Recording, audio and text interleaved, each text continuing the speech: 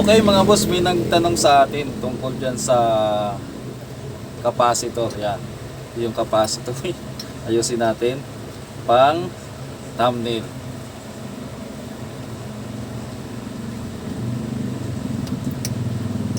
Paano ba pang thumbnail nito? Ayusin natin yan.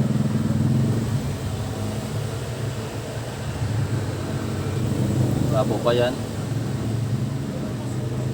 So may nagtanong, ang tanong niya ganito, posible ba na may depekto yung capacitor na bago? Kasi sabi niya 10,100 volts yung rating ng capacitor niya.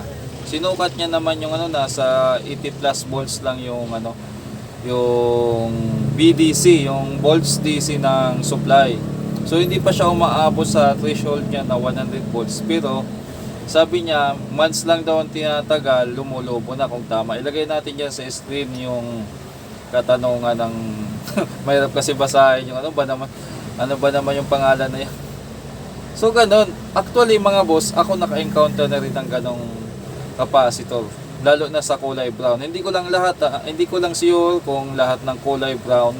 Wala akong sample dito ng kulay brown, pero familiar kayo niyan sa mga kulay brown na capacitor. Ang pinaka-experience ko doon ay malala. Ginawa ko yung amplifier, ni-restore ko. Tapos, kung ano yung dati, same value lang naman nilagay ko, 10,000, 50 volts. So, 10,000, 50 volts din yung nilagay ko. Aba, akalain yung mga boss, wala pang isang oras ginagamit ng may-ari, nasa bahay na nila. Sumabog yung capacitor, sabi ko.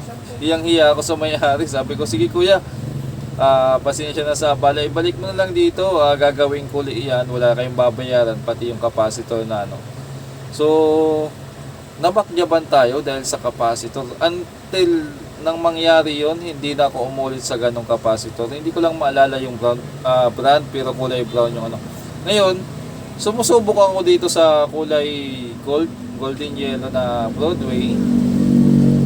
Tapos ito naman yung dati na ginagamit natin na capacitor, yung Rubicon. Yan. Yung Rubicon at saka Broadway. Ngayon, dito sa Rubicon naman, natural, hindi pa ako naka-encounter ng lumubong capacitor dito na saglit lang. May iba naman na na-encounter ko, pinagawa sa akin 2 years ago, may isang taon kalahati, lumubo, pero yung buwan lang, hindi pa ako naka-encounter. Alam nyo kasi mga boss, may mga capacitor talagang depektibo. Naka-encounter talaga ako niyan.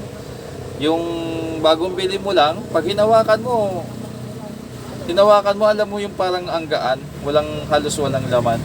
Meron kasi mga boss na fake na capacitor. Actually, sa mga Facebook pages, sa mga Facebook post, sa mga dito, sa YouTube, may mga ginagawa silang expose na itong capacitor nilalagay nila dito. Tapos yung value na nakalagay, halimbawa kunyari ito 10,100 volts din to, nakalagay 10,100 volts. Pag nilagay mo, nakalagay 47 microfarad lang, 100 volts, may maliit lang na meron pa kasi mga baka napiki ka kuya, pero kung sabi mo lumubo talaga, low quality talaga yung capacitor na yan. Siguro ang mapapayo ko sa iyo para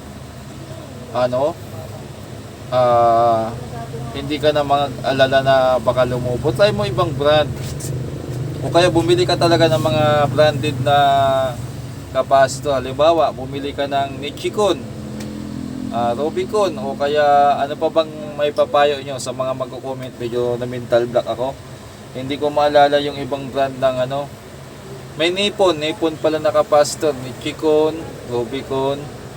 Tapos ano pa ba yung ibang capacitor na pwede nating i-suggest? Itong Topcon maganda rin to mga boss, mga ganitong Topcon na brand. Ito kasi Rubicon o kaya yung mga mga galing din sa amplifier, yun talagang legit yun. Kung ano yung sumasabog na capacitor na lagi mong kinakabit, huwag ka nang bibili ng ganong brand. Yun na lang siguro yung may papayo ko. Iwasan natin yung mga ganon. Ngayon, pa-share na lang dyan sa comment section kung anong capacitor yun, anong brand, para kung sakali may iwasan din namin at saka ng ibang viewers. Okay mga boss, hanggang dito na lang at maraming salamat. God bless po sa ating lahat.